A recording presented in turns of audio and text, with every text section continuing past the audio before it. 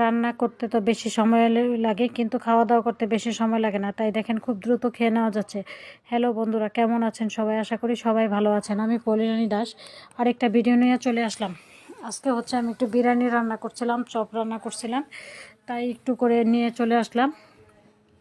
আমি তো বললাম এই রান্না বাড়া করতে কাটতে বাড়তে অনেক সময় লাগে, বাট খেতে সময় লাগে না, তাই প্রথমে কড়াইয়ে তেল নিয়ে নিলাম একটু। যেহেতু বিরিয়ানি রান্না করবো তাই একটু পেস্ট বেরেস্তা করে নিচ্ছি ভালো করে। পেস্টটা লাল করে নিলে হয় কি যে বিরিয়ানিটা সুন্দর একটা ফ্লেভার আসে, কালারটাও সুন্দর আসে। তাই প্রথম হচ্ছে আমি পেঁয়াজটা বাদামি রং করতে দিয়ে এদিক দিয়ে মাংসটা ম্যারিনেট করে নিছি।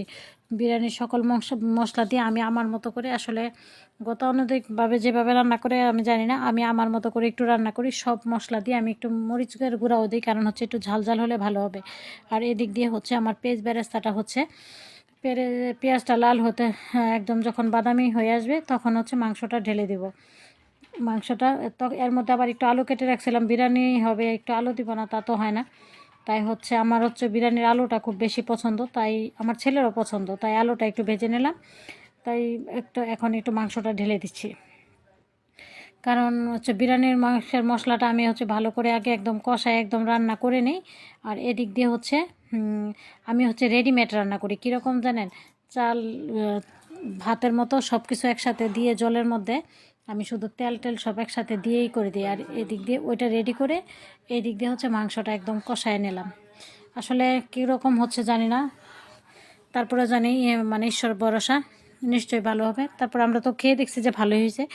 খাওয়ার পরে তো ভিডিওটা দিলাম, কিন্তু আগে তো রান্না করে খেয়ে দিয়ে নিছি, তারপরে হচ্ছে ভিডিওটা দিছি। এদিক দিয়ে মাংসটা একদম কমপ্লিট কষানো হয়ে গেছে। আর ওই চুলাতে পোলাওটা হওয়ার সাথে যখন বাটা ফুটে আসছে, চালটা অর্ধেক ফুটছে, তখন হচ্ছে আমি সব সম্পূর্ণ মাংসটা ঢেলে দিয়ে একদম একটু নাড়াচাড়া করে দিচ্ছি, মিক্সড করে দিচ্ছি যেটা আর কি। দেখি তারপরে কীরকম হয়। আমি একটু চেষ্টা করতেছি রান্না করতে পারি কি না দেখতেছি। পরে দেখলাম যে না, পারলাম, হয়ে গেছে, সুন্দর হয়ে গেছে, একদম সুন্দর। পরবর্তীতে দেখলাম যে খুব ঝরঝরাই হয়েছে, খারাপ হয়েছে না একদম। এই দেখেন অনেক ভালো লাগতেছে দেখতে, ঝরঝরা একদম একটা বিরিয়ানি। আমি ভাবছিলাম যে বেশি হয়ে যাবে কি না, তারপরে একটু ঢেকে দিলাম। কারণ ঢেকে দেওয়ার অর্থ হচ্ছে যে ওই যে আলুগুলো যদি আবার একটু কম সিদ্ধ থাকে তাহলে আবার একটু ভালো লাগবে না।